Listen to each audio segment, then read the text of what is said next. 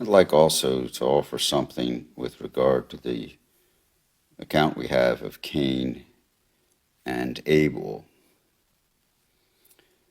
Cain offers an offering of the fruit of the ground. Abel also, but he brings the firstborn and their fat portions. So while Cain just brings some, Abel brings the first and best. And the Lord regards Abel's offering, but not Cain's, although no explanation is clearly given. But it's clear that Cain brings some of the fruit, but Abel brings the first portions and the fat portions. So Cain is angry. God asks the questions why he's angry. If you do well, will you not be accepted? That is not just offering something, but offering what is best. This is my understanding and thinking of it. And God warns Cain that if he doesn't do well, sin is crouching at the door, and his desire is to have you, but you must rule over it. Now, there are those who say, well, stay in touch with your feelings and express your feelings. Do not try to repress your feelings. Clearly, with anger, that's not usually very helpful. And so God warns about letting this anger get the best of Cain. Now, Cain and Abel speak, and then they're in the field, and then Cain rose up against Abel and killed him. It's not clear that this is Cain lying in wait for his brother, but maybe just he let his rage get the best of him. Later on in the law of the Ten Commandments, it's usually interpreted the commandment, thou shalt not kill. It's actually better translated, thou shalt do no murder. And murder is a very particular kind of killing. It is lying in wait and seeking the opportunity. It's not clear that that's what Cain did, but maybe pretty close. At any rate, his rage got the better of him, or he allowed his rage to get the better of him, and killed Abel. And God asks, God knows, and Cain says, well, should I be about keeping my brother? I do not know. Well, God knows and says that the ground has opened its mouth to receive your brother's blood from your hand. In other words, it's not just Abel who has suffered, but the very ground, the very creation suffers because of human violation, particularly in killing. And this may be perhaps murder. And so God says it shall no longer yield to you its strength. The ground shall not yield its strength to you. Is this because God causes it to be so, or is it just because when we violate God's good order, there are just consequences?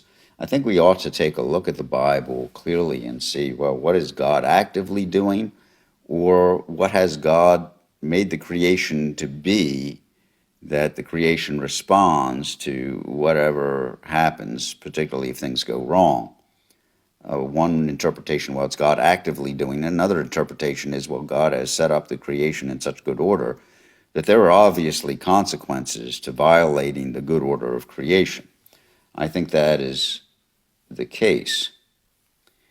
Now, from Cain, we have a brief genealogy, and it ends with Lamech, who is claiming that he killed a man for wounding him, and he claims greater vengeance than what God would claim if anyone would touch or kill Cain for Cain being a fugitive and having killed his brother.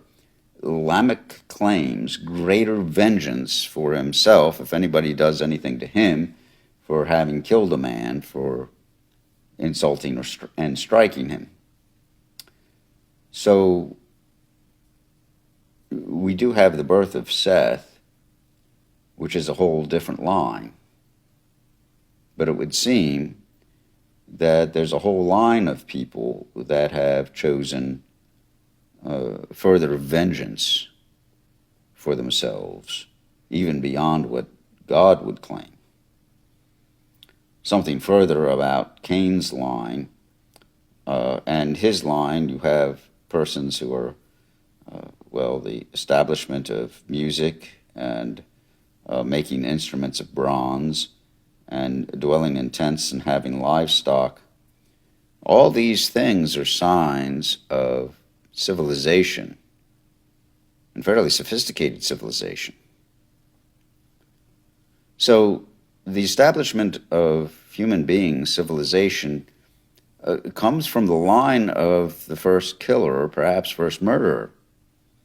It may be that through the line of Cain, in order to deal with sin, here are these other things that they created or established in order to have a community that helps deal with sin, which is the establishment of civilization for the safety of one another. So there are clearly two possibilities. A line of vengeance, which also has also the benefits of, not the vengeance as a benefit, but they're also the ones who make instruments and allow for higher culture, perhaps, to deal with the consequences of sin. And then we're told at that time people began to call upon the name of the Lord. In other words, I think because of the problem of vengeance and the troubles of sin, people started to call upon God.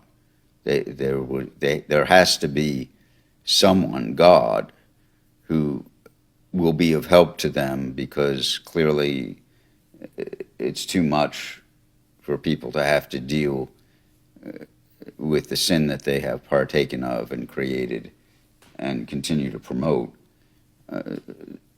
There needs to be God outside of the problem to bring about some right judgment or some hope of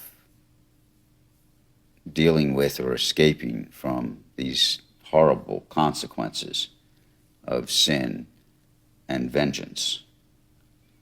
There's something to think about. There are two lines, and one is one of vengeance, but there's also the ability of humanity to have culture to help deal with and live in community, civilization, in order to